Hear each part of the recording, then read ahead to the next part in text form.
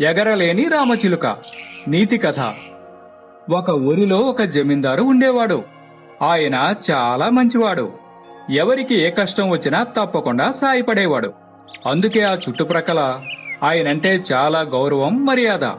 జమీందారు చేసిన ఉపకారానికి ప్రతిఫలంగా ఎదుటివారు కూడా తమ తృప్తి కోసం అప్పుడప్పుడు ఉన్నదేదో ఇచ్చుకునేవారు. అలా ఎవరో ఒకసారి జమీందారికి అందమైన రంగురంగుల రామచిలుకని నజరానాగా ఇచ్చారు. అది చాలా చూడముచ్చటగా ఉంది. ఆయన దాన్ని అల్లారు ముద్దుగా చూసుకునేవారు. ఆ చిలుకకి మంచి ఆహారాన్ని, అన్ని వసతుల్ని కల్పించాడు. దానికి ఒక నౌకరిని కూడా నియమించాడు. అయితే ఆ జమీందారికి ఒక్కటే చింత. ఆ చిలుక ఎగరడం లేదు. ఒక కొమ్మ మీద కూర్చుని మాత్రమే ఉంటుంది. ఈ చుట్టుప్రక్కల దండోరా వేయించండి. ఈ అందమైన రామచిలుకని ఎవరైతే ఎగిరేలా చేయగలరో వారికి తగిన బహుమతి ఇచ్చి సత్కరిస్తామని చెప్పండి అన్నాడు జమీందారు. దండోరా వేయడంతో చాలా మంది వచ్చి ప్రయత్నించారు. ఎవరెన్ని ప్రయత్నాలు చేసినా అది ఎగరడం లేదు. ఎంతో మంది వైద్యులు వచ్చి చూశారు, చికిత్సలు చేశారు. కానీ ఫలితం లేదు. అయ్యా, మా వంతు మేం ప్రయత్నించాం. ఈ చిలుక ఎగరడం లేదు.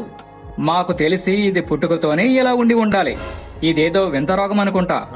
దీనిని ఎగిరేలా చేయడం ఎవరి తరమూ కాదు అని చెప్పి అందరూ వెళ్లిపోయారు. ఇక ఆ చిలుక ఎప్పటికీ ఎగరదని తెలియడంతో జమీందారు చాలా బాధపడ్డాడు. మరునాడు ఒక రైతు జమీందారు దగ్గరకు వచ్చాడు. అయ్యా, తమరు అనుమతిస్తే నేను ఓసారి ప్రయత్నిస్తాను అని అన్నాడు. అతనిపై నమ్మకం లేకున్నా ఆయన సరేనంటూ తలాడించాడు. ఒక 15 నిమిషాల తరువాత ఆ అందమైన రామచిలుక ఎగురుతూ కనిపించింది. అది చూసి జమీందారు ఆశ్చర్యపోయాడు.